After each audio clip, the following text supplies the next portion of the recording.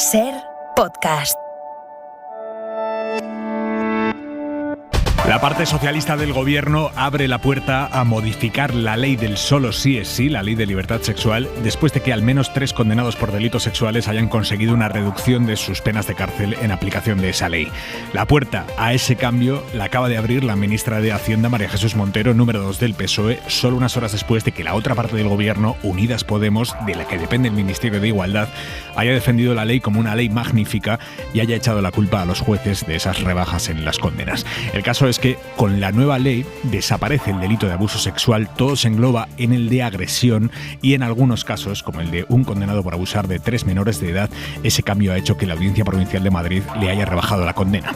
Vamos a explicar los detalles ahora mismo, pero antes, la previsión del tiempo. Jordi Carbó. Buenas tardes. Nubosidad abundante tanto las próximas horas como a lo largo de mañana, pero en la mayor parte del país va a llover poco y durante poco rato, con algunas excepciones. Por ejemplo, la próxima noche lloverá con intensidad y persistencia en la mitad sur, sobre todo en Andalucía, y mañana en Galicia, especialmente en las Rías Baixas. En cambio, en Canarias, mucho sol y calor durante la tarde. En el Mediterráneo, sol con momentos de nubes, pero también poca lluvia y ambiente suave mañana por la tarde. Solo el viento, que va a soplar con fuerza en la mayor parte del país, va a refrescar algo el ambiente. Hay media hora 25 deportes. Gallego, buenas tardes. Buenas tardes. Rafa Nadal ha perdido el segundo partido en la Copa de Maestros. Ha caído en 2 sets ante el canadiense Félix Auger. Prácticamente está ya sin opciones, aunque le queda un partido de clasificarse para la siguiente fase. Y la selección española de fútbol está viajando hacia Jordania. Allí el jueves, último amistoso. Recordemos, la próxima semana debutamos el miércoles ante Costa Rica en este Mundial de Qatar. Empieza ahora 25.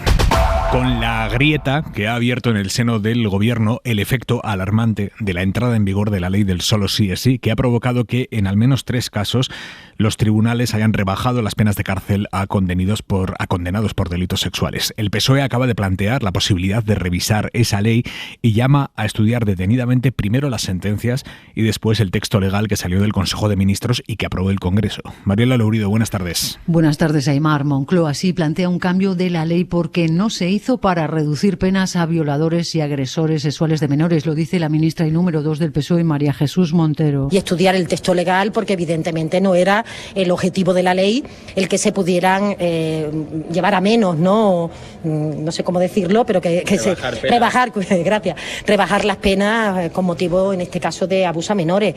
Todo lo contrario, ¿no? Por tanto, yo creo que habría que estudiar tanto las sentencias para ver en qué cuestiones es en las que se ampara y el propio texto legal. La ley del consentimiento, Aimar, una de las importantes de igualdad, una de las claves, entró en vigor hace apenas un mes, el 7 de octubre. Solo unas horas antes, el Ministerio de Igualdad, dependiente de Unidas Podemos, había defendido a ultranza esa ley, una de sus leyes estrella de la legislatura, una ley magnífica, ha dicho en rueda de prensa la delegada del Gobierno contra la violencia de género, que ha culpado a los jueces de no interpretarla correctamente, Mariola. Igualdad no hace autocrítica, no hay autocrítica porque considera que el problema no es la ley, sino el machismo en la justicia. Victoria Rosell. Es un problema de interpretación voluntarista, judicial, en contra de los avances del feminismo. El problema no es la ley. Siempre hay un margen de aplicación de la ley. El Gobierno hace su trabajo y lo hace muy bien proponiendo esta ley, que es magnífica, y el Poder Judicial tiene que hacer su trabajo también formándose y aplicando la ley completa tal como es, no de una manera tan reaccionaria y sorprendente. El Ministerio admite que hay excepciones de rebajas, pero para los delitos más leves, aunque dice que las penas son las mismas que antes cuando hay agravantes como superioridad, parentesco o convivencia. Han sido la número 2 del Ministerio y la delegada del Gobierno contra la violencia de género quienes han salido en defensa de esta ley, no la ministra de Igualdad, Irene Montero, que hace solo 2 semanas aseguraba que no iba a pasar lo que ha terminado ocurriendo. Como vivimos en un contexto donde es más importante el titular que se saca para generar terror sexual y para volver a criminalizar la lucha feminista y para poner en cuestión los avances feministas, pues entonces ocurre lo que ocurre, que sí, salen muchos titulares escandalosos, pero todavía no se conoce una sola reducción de penas. Y no se va a conocer. Hoy conocemos al menos 3 sentencias que rebajan las condenas. Mariola, vamos a detallarlas. Sí, bueno, pues en un caso el juez deja sin efecto el abuso sexual continuado al no ser constitutivo de delito con la nueva normativa. Eso dice el auto y supone la rebaja en 5 años para un profesor que abusó de 3 menores. En el caso del padrastro que agredió a su hija de 13 años, porque la pena mínima de violación pasa de 8 a 6 años de cárcel con la nueva ley, y hay una tercera revisión que rebaja la condena de 6 a 4 años para un agresor sexual. A todos los jueces les aplican el principio de retroactividad favorable al reo cuando se reforma una norma. El caso de Mariola es que el Consejo General del Poder Judicial y juristas como las de la Asociación Temis ya habían advertido de estos posibles efectos perversos de la redacción de la nueva ley. Y el Gobierno hizo caso omiso de estas alertas. Primero el Poder Judicial lo advirtió el año pasado en su dictamen. El Consejo Fiscal también cuestionó esa proporcionalidad de las penas, ¿no? Y las juristas de Temis avisaron desde el principio que esto podía pasar. Ante esta revisión de penas, Aimar, la Fiscalía General del Estado, está preparando una circular. Mariola, gracias. Buenas tardes. Aquí, hasta luego. Vamos a volver en unos minutos al debate en torno a las modificaciones de distintas leyes, pero tenemos una noticia de última hora, 8:06 de la tarde, 7:06 en Canarias. Medios polacos cuentan a esta hora que 2 misiles que iban dirigidos a Ucrania, 2 misiles rusos, han caído en su territorio, en Polonia, y han matado a 2 personas. Misiles dirigidos a Ucrania, pero que, insistimos, han caído en territorio de la OTAN, en la Unión Europea. El gobierno polaco ha convocado de urgencia a su Consejo de Seguridad. Si se confirma, sería el primer ataque ruso dentro de territorio OTAN.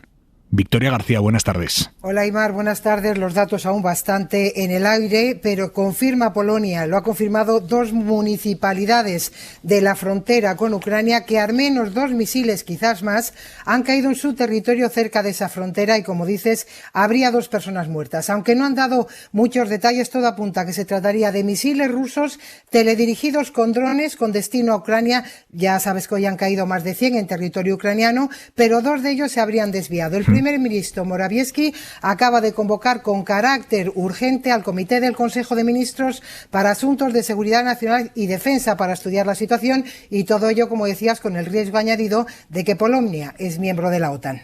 Es un escenario muy serio, es el escenario que se había querido evitar desde el primer momento, el hecho de que un ataque ruso perdido, desviado, terminara impactando en territorio OTAN y, en este caso, por los datos que vamos conociendo hasta el momento, insisto, todo por confirmar, matando a 2 ciudadanos en territorio polaco.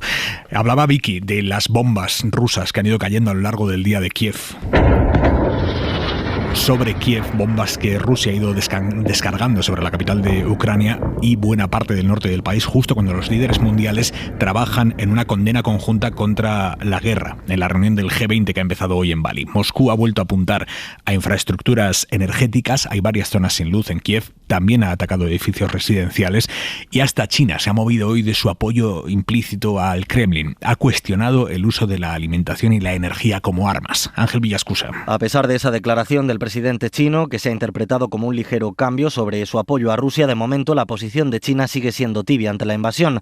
Tras un encuentro bilateral esta tarde entre el ministro de Exteriores ruso, Sergei Lavrov, y su homólogo chino, Pekín dice haber visto a Moscú manteniendo una postura responsable y racional, al menos sobre la no utilización de armas nucleares durante el conflicto. Está previsto que mañana, cuando termine la cumbre, el G20 emita un comunicado conjunto del que de momento solo se conoce un borrador, en el que coinciden en que la invasión ha causado un daño económico incalculable y un inmenso dolor, y en el que se rechaza que el mundo entre en una era de guerra. Lavrov, que ha calificado ese documento de politizado, se ha reunido con el canciller alemán Olaf Scholz y con el presidente francés Emmanuel Macron. Allí les ha dicho que no se niegan a negociar la paz y que es Ucrania quien rechaza la vía del diálogo. En el marco de esa cumbre en Bali, el presidente del gobierno español, Pedro Sánchez, se ha reunido hoy con el presidente chino, Xi Jinping, al que ha pedido que utilice su influencia sobre Rusia para mediar en el fin de la guerra. Lo ha explicado la portavoz del gobierno, Isabel Rodríguez. El presidente del gobierno, Pedro Sánchez, ha apelado al presidente de China para que utilice su influencia como potencia estabilizadora para que Putin ponga fin a la guerra. También han hablado de la necesidad de cooperar y de buscar soluciones en las consecuencias que esta guerra está teniendo, especialmente en el ámbito de la energía y de la crisis alimentaria. El gobierno hoy que ha intentado desvincularse de un posible cambio en el delito de malversación, como pide Esquerra, pero el PP lo da por hecho y esta tarde lo ha utilizado para elevar la presión sobre el Ejecutivo en la sesión de control en el Senado. David Junquera, buenas tardes. Buenas tardes. En el Senado todo el rato el mismo despeje expeditivo, patapum para arriba de Moncloa, Aimar. ¿Cataluña y España están mejor en 2017 o ahora? ¿Quiere usted volver atrás? ¿Quiere usted volver a 2017? Una última pregunta a ustedes que no contestan. ¿Estamos mejor o peor que en 2017? El PP se temía la reiteración de preguntas y daba en boca de Javier Maroto su particular respuesta. Nos van a repetir 1000 veces que esto es para mejorar la convivencia, cuando todos sabemos que es solo para mejorar la permanencia del que vive en la Moncloa. Y en ausencia del que vive en Moncloa, del presidente Sánchez ha respondido elevando el voltaje su mano derecha, Félix Bolaños. Nos dejaron con una gestión de Cataluña nefasta, catastrófica, incompetente. ¿Y saben quiénes están en contra de este proceso que estamos haciendo de diálogo, de entendimiento, de buscar soluciones? Los separatistas, el señor Puigdemont, y los separadores, es decir, el Partido Popular. A pesar del golpe, los populares no han cejado y han repetido la duda que asalta ahora mismo a todos. Le voy a hacer una pregunta muy clara, señor ministro, y espero que me responda de forma clara también. ¿El Partido Socialista se compromete a no aceptar enmiendas que abaraten el delito de malversación, sí o no? Se ha quedado con las ganas Bendodo, como los periodistas en el pasillo de Senado y Moncloa. El gobierno, cuando se presenten las enmiendas, dará su posición y su opinión y no va a especular con ninguna otra cuestión porque no tiene sentido. El gobierno no puede pronunciarse en torno a futuribles. No conocemos textos, si es que lo va a haber, de esas futuras enmiendas, si es que las va a haber. Sobre reformar la malversación, el gobierno de momento deja la puerta abierta, pero no dice qué hay tras de esa puerta. Aunque el gobierno haya evitado posicionarse, Esquerra, Gabriel Rufián sí confirma que están trabajando en esa enmienda, que su intención es impulsar la reforma de la malversación y dice que lo están negociando con el gobierno. Creo que hay que ser quirúrgico en el debate, en la articulación de estas enmiendas y evidentemente entendemos las contradicciones y nosotros evidentemente no somos sospechosos de querer blanquear ninguna corruptela. Entendemos las contradicciones, decía Rufián, y lo cierto es que este asunto también genera divisiones en los grupos a la izquierda del PSOE y de nuevo en Unidas Podemos, entre los afines a Yolanda Díaz, como Izquierda Unida, los comunes que defienden abiertamente el cambio y Podemos que reconoce que hace falta un debate de las implicaciones de una reforma de la malversación. Guillermo Lerma. ¿Qué tal? Buenas tardes. La reforma del delito de malversación divide a los grupos a la izquierda del PSOE. En Unidas Podemos no hay unidad de criterio, mientras que los sectores más afines a Yolanda Díaz la defienden. Una cosa es el manejo indebido, erróneo, inadecuado de recursos públicos y otra cosa es robar. La dirección de Podemos plantea sus dudas de manera clara. El delito de malversación tiene aristas y cuando tengamos una propuesta por escrito la estudiaremos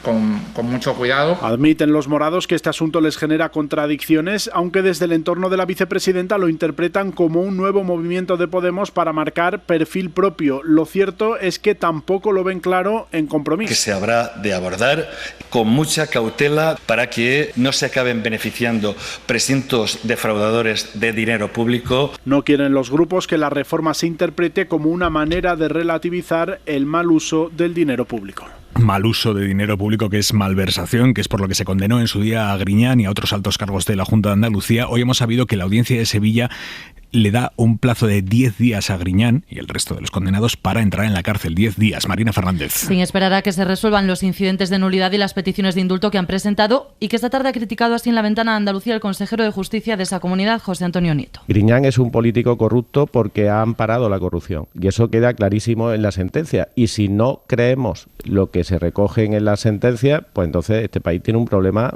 muy serio. Y me parece de verdad escandaloso que actúe de esa forma el Partido Socialista y que sea correa de transmisión el Ministerio de Justicia.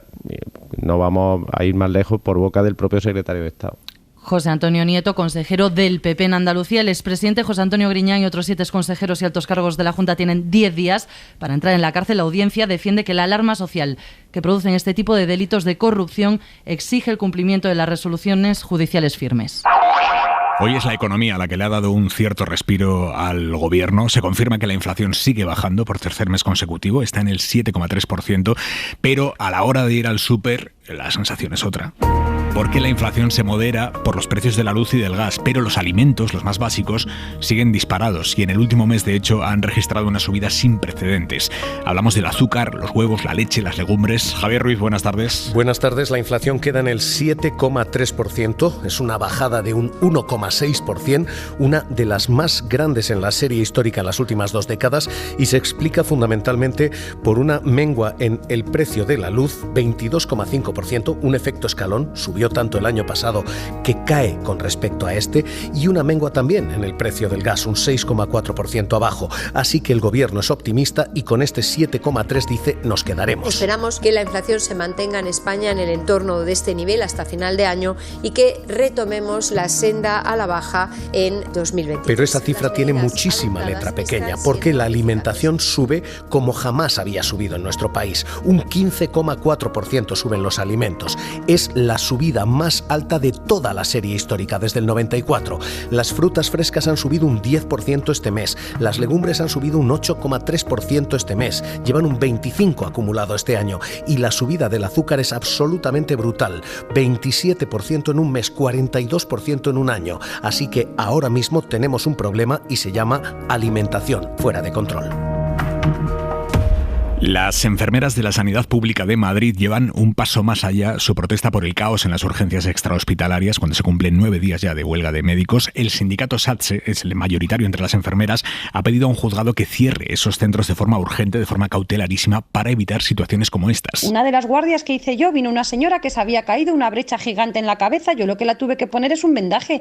Yo necesitaba otras manos para sujetar eso. La señora estaba perdiendo la conciencia y a esa señora, a la familia enseguida le tuve que decir, iros rápidamente al 12 de octubre. ¿Y si se me queda inconsciente allí? Hay patologías que pueden en principio parecer banales, pues que hay que explorarles porque puede ser muy complicado, que incluso puedes llegar a perder tu vida, ¿no? No estamos pidiendo ningún tipo de subida, lo único que queremos trabajar es con nuestros equipos completos. Es lo que nos han contado hoy algunas enfermeras con las que hemos hablado en la SER, y mientras tanto la huelga indefinida de médicos de las urgencias extrahospitalarias sigue adelante después de que esta tarde haya terminado sin acuerdo la reunión entre los sindicatos y la Consejería de Sanidad de Ayuso. El único avance, lo que ha asumido ya el Gobierno de la Comunidad de Madrid, es que no puede llamar punto de urgencias a los centros en los que no hay médico, que son en este momento 29.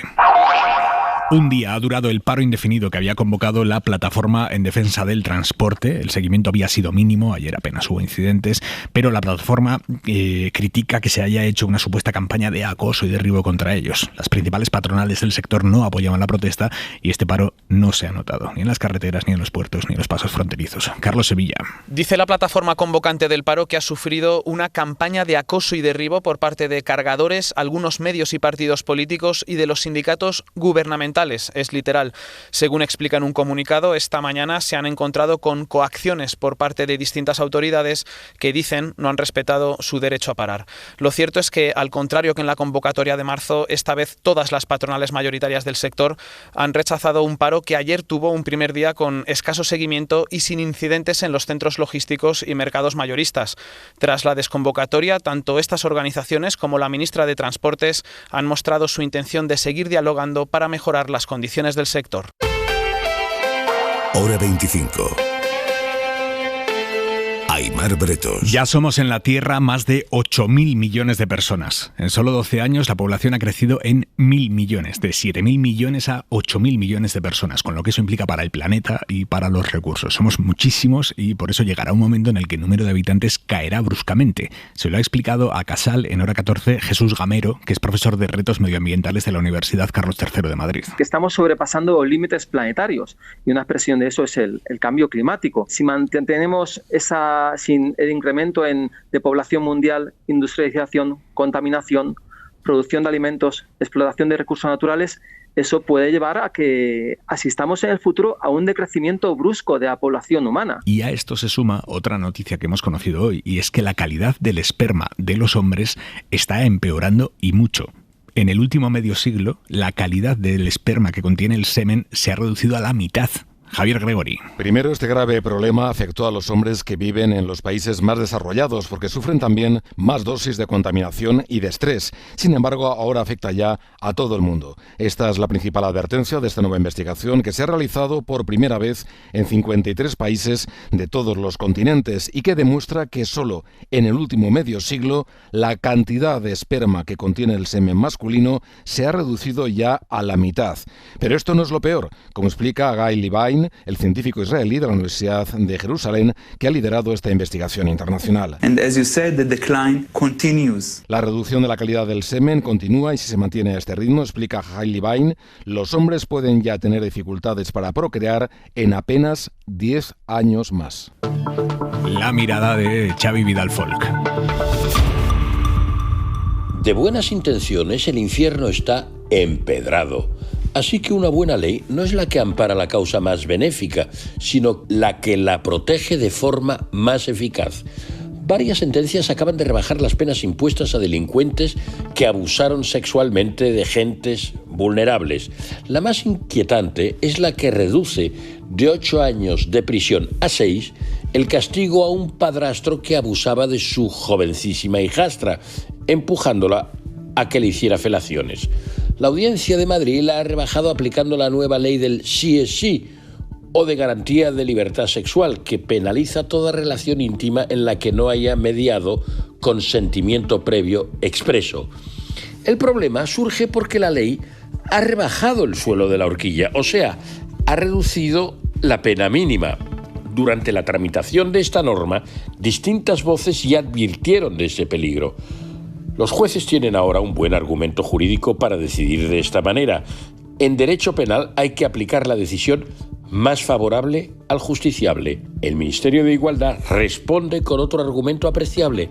Eso solo podría suceder si se olvidase que el agresor abusó de su posición de superioridad.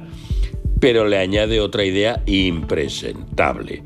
La rectificación del tribunal se debe, dice, a una lectura machista de la ley. Eso es una barbaridad. Para que una ley sea buena, no basta con su buena intención, como sin duda es el caso de la norma del solo sí es sí. Debe impedir interpretaciones contrarias a la voluntad del legislador. Este error se produce, por desgracia, con demasiada frecuencia en el ministerio de Irene Montero.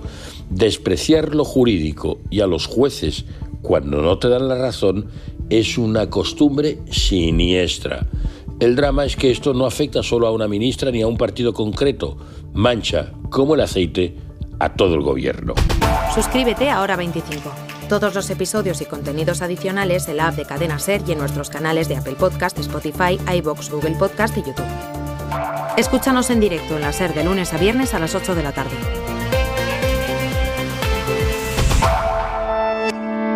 Cadena SER.